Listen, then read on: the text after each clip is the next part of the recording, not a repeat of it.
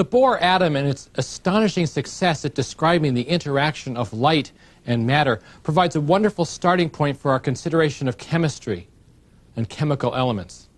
But first, I think we should explore in a bit more detail the strange physical world of the atomic and the subatomic realm. One of the most profound discoveries of the 20th century is that energy, mass, and other properties at the subatomic scale are quantized. And at that scale, it is impossible to measure the state of a particle without changing the particle in the process. In this lecture on quantum mechanics, I have three main objectives. First, I want to introduce the concept of quanta, the tiny discrete bundles of energy and of matter of which the universe is made. Then I'm going to tell you about the uncertainty associated with making any measurement at the subatomic scale. And finally, we're going to look at the very strange phenomenon of wave-particle duality. Take a deep breath, because this is amazing stuff. And you should leave some of your preconceptions behind when you think about quantum mechanics. The study of motions at the scale of quantum jumps is called quantum mechanics.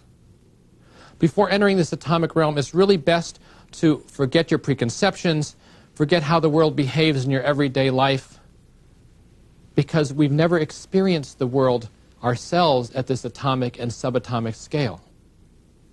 However things happen around us at everyday speeds, at everyday masses, at everyday scales, may not be at all relevant, and so we have to keep an open mind. And that's what physicists of the early 20th century did.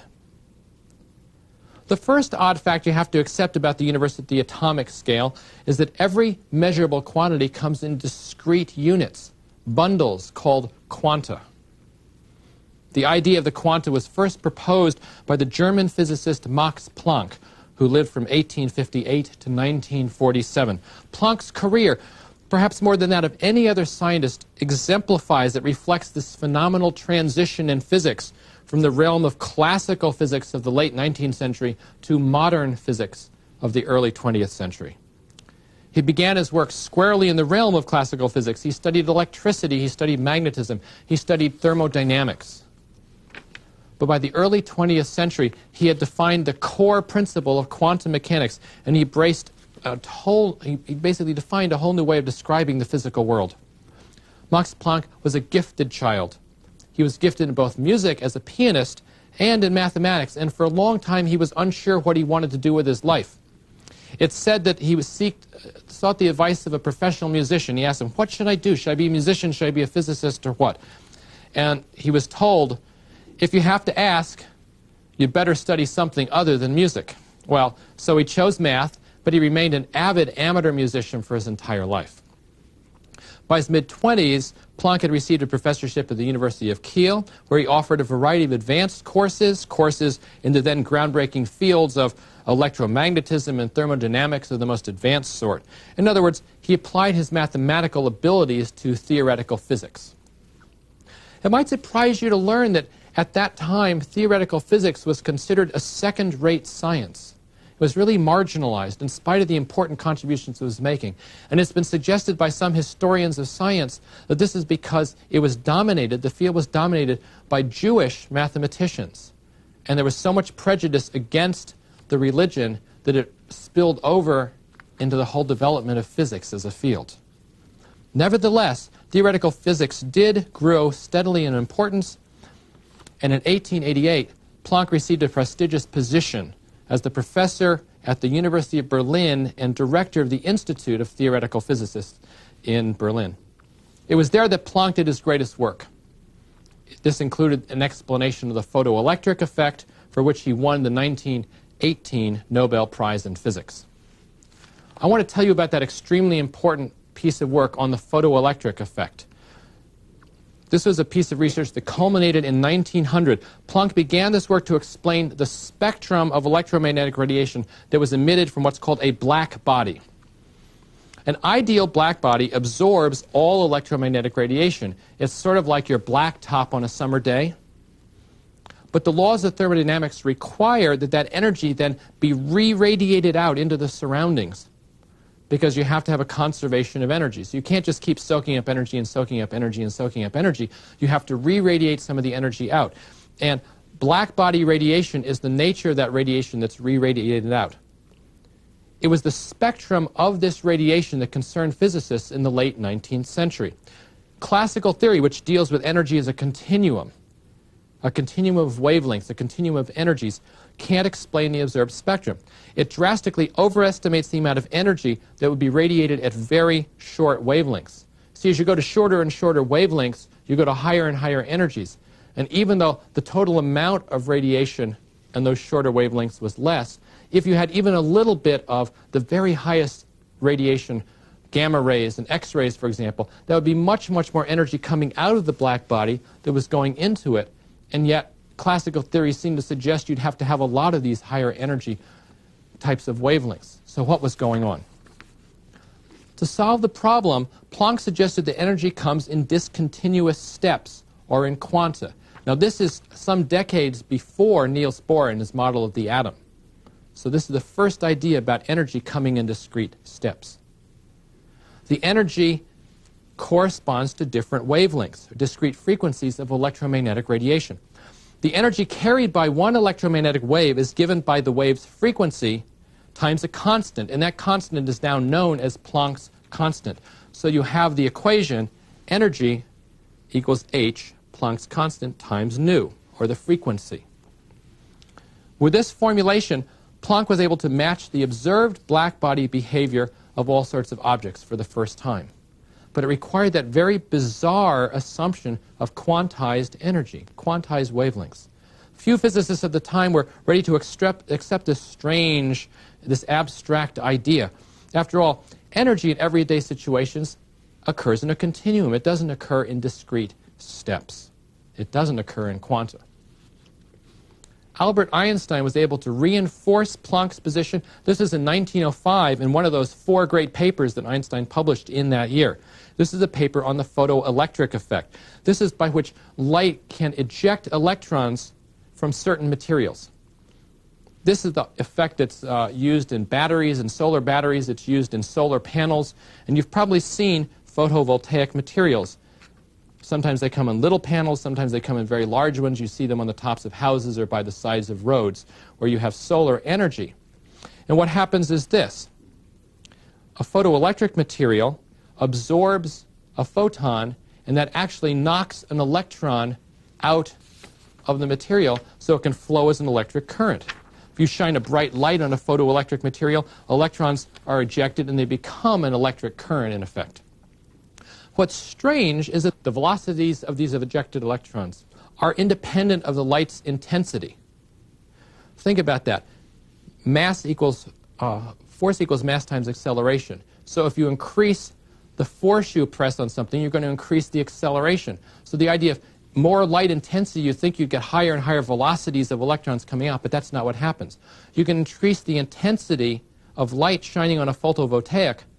The velocity of the electron stays exactly the same. Just the number of electrons increases. You double the intensity, you double the number of electrons that are flowing out. But velocities do increase if you use shorter wavelengths. That is, if you go from red light to blue light, the velocity of the electrons increases accordingly because blue light is shorter wavelength, it's higher energy. So it's the energy of the wavelength, not the intensity of the light, that determines the velocity of the electrons that are kicked out of that photovoltaic.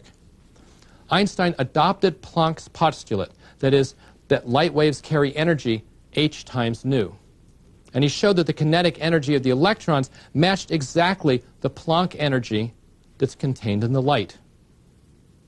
Conservation of energy, but you had to assume quantum behavior at this scale. And then the Bohr atom, introduced in 1913, that elaborated on this whole idea of quantized atoms and quantized energy levels. It now appears that many, many different atomic scale properties are quantized. Think about all these quantized properties, many of which you've heard about. Mass comes in quanta.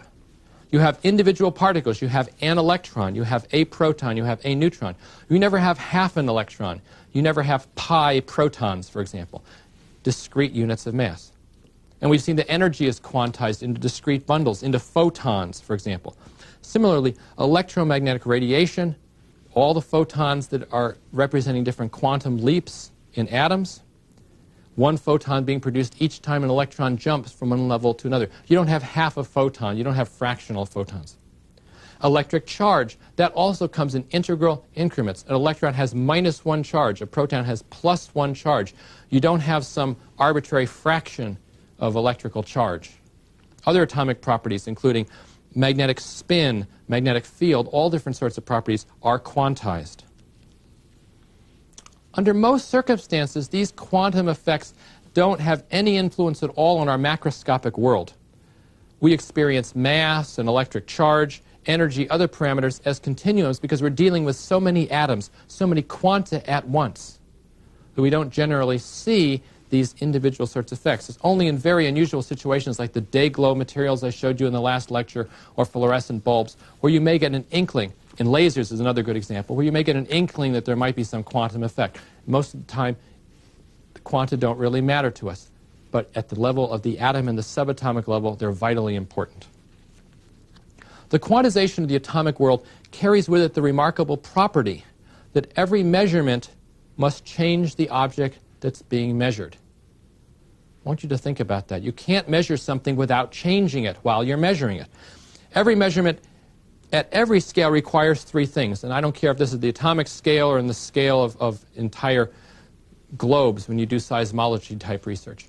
You have to have three things to do a measurement. First of all, you have to have a sample. You have to have a piece of matter. It can be a single electron. It can be an entire galaxy. It can be the Earth. You have to have a sample. Then you have to have a source of energy. That source can be light. It could be heat. It can be kinetic energy. But you have to do something to interact with that sample, and you can't interact with a sample without having some kind of energy in the process. A detector, then, is the third thing you need. You need to be able to detect the interaction of matter and the electromagnetic radiation or the heat or whatever source of energy you're using. So three things are required in every measurement you make. Let me give you a few examples of this. When you look through a microscope, you have a source of light, usually coming up from below. You have a sample that you're looking at, and then your eye becomes the detector, or maybe a piece of photographic film becomes the detector. Similarly, when you look at a star through a telescope, the star is the sample. It's producing its own energy source. That energy is coming to us in the form of electromagnetic radiation, and then your eye or a photographic plate or some other kind of detector is used to detect those photons. When police set up a speed trap, here's a good example. Your car is the sample. The police are using a form of energy that is radar microwaves that bounce off your car, and then they have a detector. The detector measures the interaction between the microwaves in your car, and that tells them how fast you're going. And of course, if you have a radar detector in your car, then you've flipped that whole thing around and you're detecting them hopefully before they detect you. When you go to the grocery store, you do this kind of measurement all the time. You see, this doesn't have to be a sophisticated scientific laboratory. For example, you go to the grocery store and you want to buy a piece of fruit. You want to buy a melon, and what do? You take the melon. That's your sample. You're trying to decide its physical properties. Is this the melon you want to buy? So you might smell the melon, you might tap on it and listen to it. You've got to apply energy to the sample, and you have to have a detector which then will determine the interaction of the energy with the sample. And that gives you information about the object you're trying to study. It happens all the time in our day-to-day lives. It also happens at the largest scale of the most expensive laboratories in the world. For example, the giant particle accelerators that physicists use. These are devices that can cost billions of dollars. It's the exact same thing, though.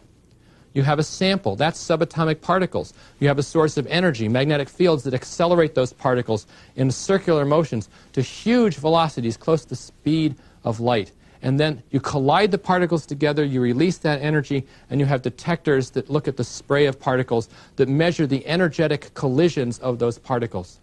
The exact same thing as studying a melon in the grocery store or a police radar detector or looking at a sample in a microscope. In principle, every measurement is the same way. In any lab anywhere in the world, you could go into that laboratory and carry 4 cans of paint with you. If you carried these 4 cans of paint, you could paint everything in the laboratory color-coded according to 4 different operations. You'd have one set of paint, let's say blue paint, and you could use that to paint everything that prepares the sample or controls the environment of the sample chamber, a vacuum chamber, or a heater or something like that, that just treats the sample. And then you could use red to show everything that produces the energy source, an X-ray beam or a laser beam. Maybe it would be a beam of electrons in an electron microscope. But that would be your source of energy that interacts with the sample. Then you could use yellow to show the detector. And the detector might be an electronic device, it might be photographic material or something like that, but you could paint part of the laboratory yellow. And then finally, you need a fourth color, at least in modern laboratories. That would be, say, green, and that would be for all the computers that store the data and collect the data and process the data, because it turns out that in modern laboratories, that becomes an essential part. And a lot of modern laboratories are devoted to these devices that store data and collect it and process it. But it's really not that different from going to the grocery store, is it? I want you to think about this measurement process and what would happen at the scale of an atom. That's the smallest increment of energy that you can possibly have as a photon, which, if it interacts with an atom, has to change the state of the atom. Let me say that again. The smallest increment of energy you can imagine is a photon, a single wavelength of light, a single piece of light that hits an atom. If the atom absorbs that photon, if it interacts with a photon, you have to somehow change the atom in the process.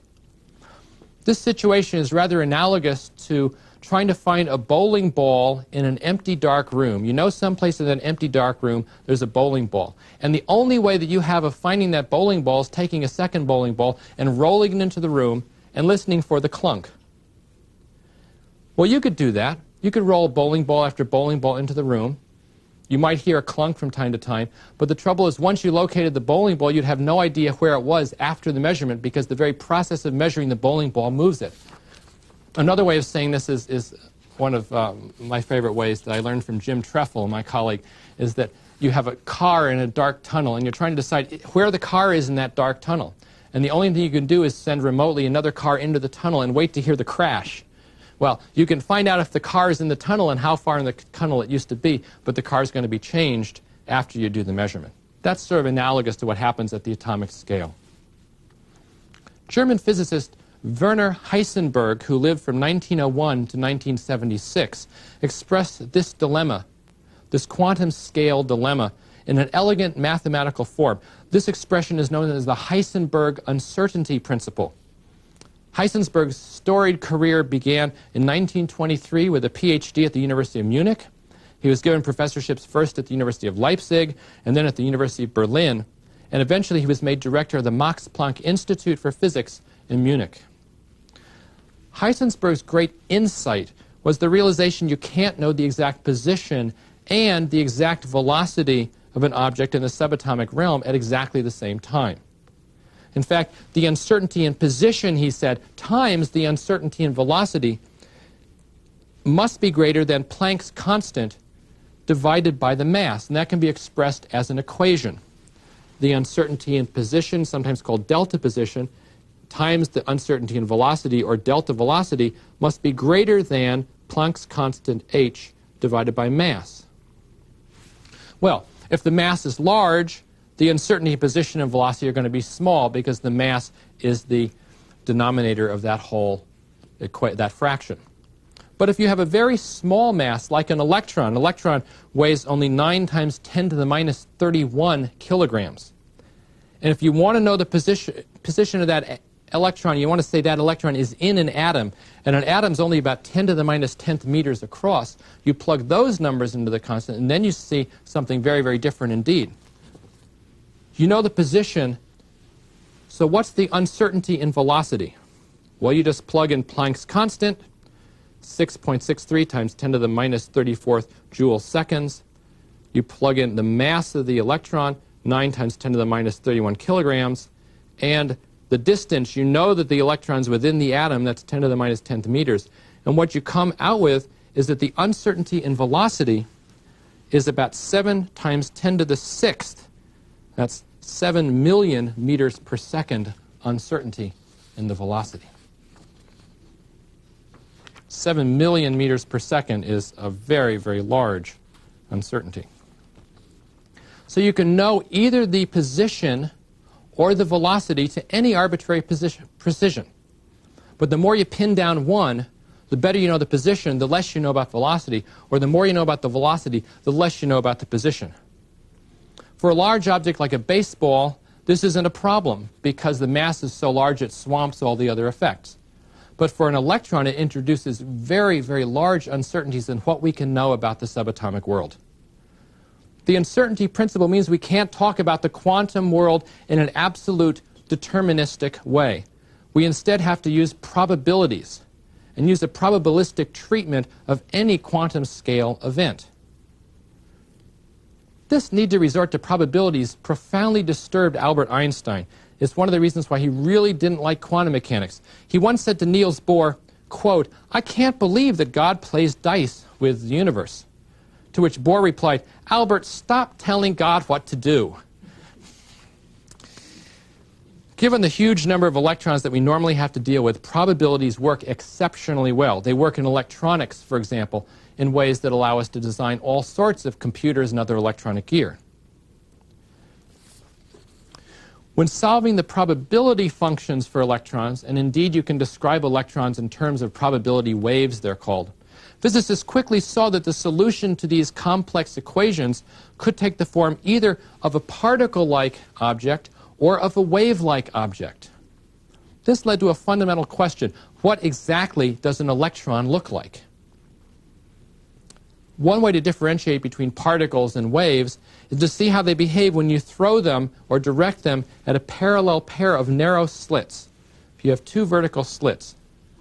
So when solid particles like ping-pong balls are directed at this pair of slits, they go through first slit, or they go through the second slit, or they bounce back right at you. So you have only three possibilities. You go through one slit or the other. And so if you did this for a whole long period of time, throwing ping-pong balls at two slits, you would end up with two piles of balls on the opposite side of the barrier at which you were throwing the ping-pong balls. But when waves of sound or water are directed at two slits, two parallel slits, they create what's called an interference pattern with many maxima and minima at the opposite side of the slits, a whole interference pattern. Well, this experiment has been tried many, many times with electrons. When you fire a single electron at the slits, you see a single spot on a photographic film. That suggests that electrons are like isolated particles. A single electron, you get a single spot. But when thousands of electrons are fired at pairs of slits, you get thousands of separate spots, and they gradually merge into what looks like an interference pattern. The conclusion is that electrons must behave in some way both as particles and as waves. And at the atomic scale, we call this the wave-particle duality. This is behavior unlike anything we experience at the macroscopic scale of our daily events. Wave-particle duality brings us full circle to the Bohr atom and its strange non-accelerating electron orbits, those electrons that seem to be at discrete energy levels that just disappear from one and appear at the other but never are anywhere in between. Consider the stable electron orbits for a hydrogen atom, for example, that has one electron and one proton. Where can that electron be? What is the electron like? If you think of the electron as a particle, then Newton's equations for motion can be used to analyze possible orbits. That is, for a given energy, a given mv squared, which is the kinetic energy of the electron, how far out do you need to be in order to achieve a stable orbit, because you have a positive charge and a negative charge and therefore an attractive force. So you can analyze this just like a little Newtonian universe if you want to. If the planet's going to achieve a stable circular orbit, then the gravitational force pulling down the planet has to be exactly balanced, of course, by the gravity and the outward thrust. So this is a real analogy to a planetary system, even though we've seen the Bohr atom is not like a planetary system. So by the same token, if an electron is going to achieve a stable orbit, then you have to have this attractive electrostatic force balanced by the momentum of the electron. These calculations, by the way, lead to an infinite number of possible stable electron orbits, and you can catalog those down from the first orbit on up. Then now let's think about the electron in a completely different way. Let's think about the electron as a wave. When a wave is restricted to lie in a circle, it needs to adopt a pattern which is called a standing wave. You have to have an integral number of wave crests fitting into that circular orbit. This feature can be illustrated by a vibrating string, and I want to show you some of these stable orbits. If you can imagine this telephone cord being looped back on itself in a complete circle, you'll be able to sort of visualize what I'm talking about. You can have the ground state, which is just a simple wave of the lowest energy. You can then go to the first stable orbit, the first excited state. There it goes. You see it's a little bit faster, and it's divided into 2 units, and that fits perfectly in the same length cord. Then you can go to a third excited state. There, we're getting that one going. And maybe getting up to the 4th excited state if I work a little bit harder. You notice that each of these higher excited states requires more energy. Shorter wavelengths, higher energy, higher excited states. These nodes, these perfect harmonics of a vibrating string, correspond in a very simple way to the different orbits, the stable orbits of electrons in the Bohr atom. The ground state has 0 nodes. And you have 1 node, 2 node, 3 nodes, depending on how many vibrations fit into that circular pathway. If an electron is going to achieve a stable orbit, a stable standing wave, then the velocity of the wave has to balance the electrostatic force, and you have to have an integral number of wave crests both. There are once again an infinite number of solutions corresponding to the positive integers for a wave that's in a stable orbit around an atom. Now, as it turns out, the electron orbits of hydrogen atoms correspond to the solutions of 2 completely different equations, one for particle behavior and one for wave behavior. In fact, the Bohr orbits correspond exactly to the only possible solutions that are present both for an electron if it's considered as a particle and for an electron if it's considered as a wave. Somehow the electron knows it has to have both of these attributes, and it chooses those orbits which fit both possible models. I want you to think about these results in terms of energy. Every electron orbit can be represented by an energy. In the particle formulation, this energy has the kinetic energy of a particle. Each orbit has a different energy, with orbits closer to the nucleus having lower energies because the charged particles are a lot closer together. In the wave formulation, the energy corresponds to the wave energy of the electron. The orbital energies, it turns out, are exactly the same. If you treat it as a particle, you treat it as a wave. The calculations show that the amount of energy these electrons have are exactly the same, and the increments of energy correspond exactly to the photons that are emitted when hydrogen electrons drop from one energy state to another. It all fits together so beautifully, but it requires you to think about this strange idea, wave-particle duality. Electrons, they're not particles, they're not waves. There's some strange beast that's a combination of both of these things.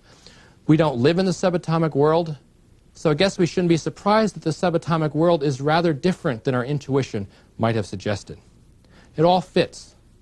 It all makes a consistent picture, albeit a strange quantum mechanical picture. Let me summarize the key ideas of quantum mechanics. I've told you about 3 central ideas in this lecture. First, at the scale of the atom, all physical quantities come in discrete packets. These discrete packets are called quanta.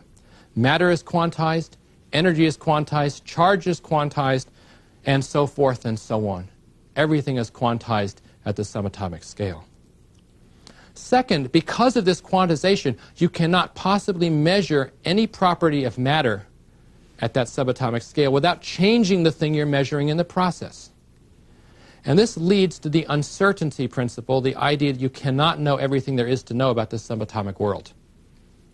And third, the behavior of electrons and other subatomic objects have aspects of both particles and of waves. There's a wave-particle duality. The quantum world is strange. It's different from anything we experience in the world of baseballs and of automobiles. The role of science, though, is to formulate ever more exact descriptions of the physical world and events in that world. Some situations, like the orbit of a planet, are amenable to exact mathematical descriptions. Other situations, like the flipping of a coin, are better described in terms of probabilities. The advantage of science is that it constrains us to describe the world as it really is, not as we would wish it to be, not as we intuit it to be. If our everyday metaphors fail in the description of the quantum world, well, then we're just going to have to go out and science will help us invent new metaphors. In the next lecture, we're going to continue our exploration of the subatomic world as I introduce the periodic table of the elements.